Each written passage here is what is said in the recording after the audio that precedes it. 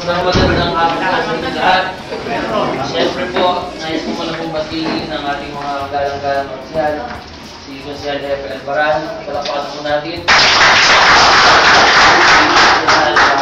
Ay Bertie.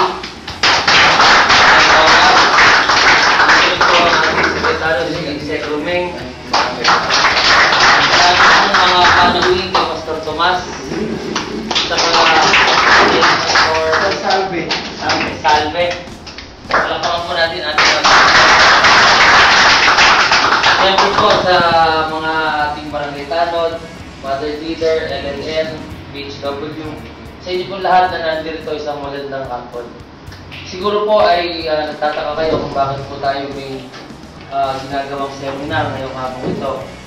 Ito po ay sa kadahilan ng dito po sa ating barangay ay idaraos po natin ang buwan-buwan ng mga programa na ibababa po ng inyong lingkod dito po sa ating barangay. Ngayon pong buwan ng Oktubre ay kung makikita po natin yung invitasyon ay buwan ng mga bata para dito sa barangay invitasyon. Siguro po ay ito pong buwan na to ay magpo-focus po tayo ang ating barangay sa mga bata na nandito sa atin. Hindi lang po sa mga bata, syempre para po mga programa na parenting, ganyan po, iba-iba. At yan po ay hindi lang natin dito sa inyo ibibigay.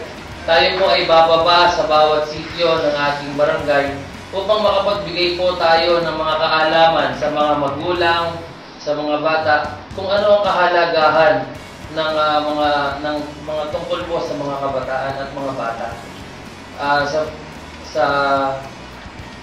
Sa buwan pong ito ay makakasama po natin ang ating DSWD officer, si Ma'am Jo, na mamaya po ay pupunta rin dito, at sila Pastor Tomas, at dahil sila naman po ay talagang nakahanda rin na magbigay ng kanilang mga kaalaman para po mas mapalagana po natin yung mga karapatan na mapaalam natin sa mga magulang at sa mga bata yung kanilang mga karapatan at yung dapat nilang nakukuha.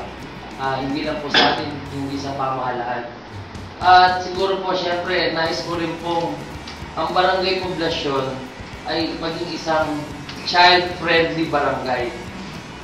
Napakahalaga po niyan sapagkat siguro magtataka po kayo, sa ibang barangay po hindi ginagawa itong ganitong klaseng mga symposium o seminar. Pero dito po sa atin ay pipilitin po natin na mabigyan po natin ng kaalaman ng ating mga kabarangay kung ano yung mga dapat nilang nalalaman. So, sa mga susunod pong buwan, iba-iba. Kaya lang po, inuna po namin kayo na maintindihan ninyo dahil syempre, kayo po ang mga kasama kong naglilingkod dito sa barangay. Nais ko po na pagka po tayo bumaba, nais ko pong alam din po ninyo kung ano po yung ginagawa nating programa. Hindi lang po kaming mga nanunungkulan ang nakakaalam, kung hindi bawat isa po sa atin na nandito sa barangay ay alam nyo din. So, ito po isang series mula October hanggang sa susunod na taon. Tuloy-tuloy po tayo. Kaya magiging busy po ang bawat isa sa atin. Sana po ay intindihin po natin mabuti yung mga ituturo sa atin.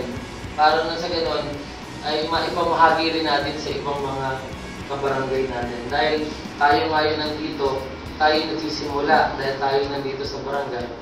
Unti-unti nating i-spread o ipapamahagi yung ating mga nalalaman at pwedeng itulong sa barangay.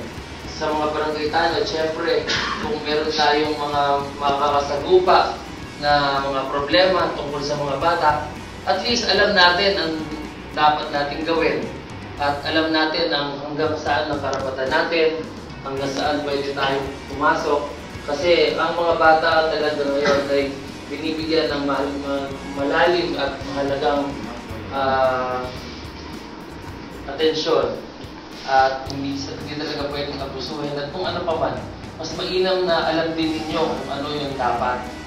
At ito ay makakatulong din sa ating sa pagganap ng ating motive. Ngayon din sa mga BHW, sa mga LNN, sa mga mother leader, malalaman natin kung dapat pa natin itulong, di ba? Dahil kayo yung mga mother leaders natin, sila yung mga nagtitimbang ng mga bata, mga sanggol. Dapat mamonitor natin mabuti kung ano yung mga pangangailangan, lalong-lalo na ng mga kabataan. Sa tingin ko magandang simula ito ng ating pakikipag-ugnayan sa ating kabarangay. Ngayon, mas bababa na tayo. Mas bababa na tayo sa mga kabarangay natin. Hindi lang tayo nandito sa barangay hall.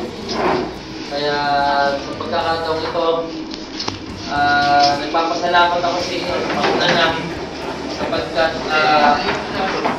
kayo ang magiging, masasabi ko kayo ang magiging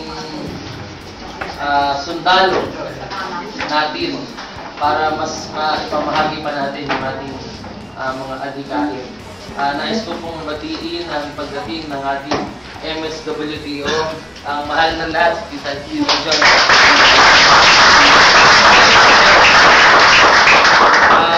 Siguro po, hindi ko napapakabaan at mas madalas tayong magkakasama-sama ngayon sa mga programa at bababa po talaga tayo sa barangay para mas madama po natin yung mga pangailangan pa ng ating mga kabarangay dito sa populasyon. So ngayon po ay buwan ng Oktubre, para sa atin sa populasyon, ito ay buwan ng mga bata. Maraming salamat po, magandang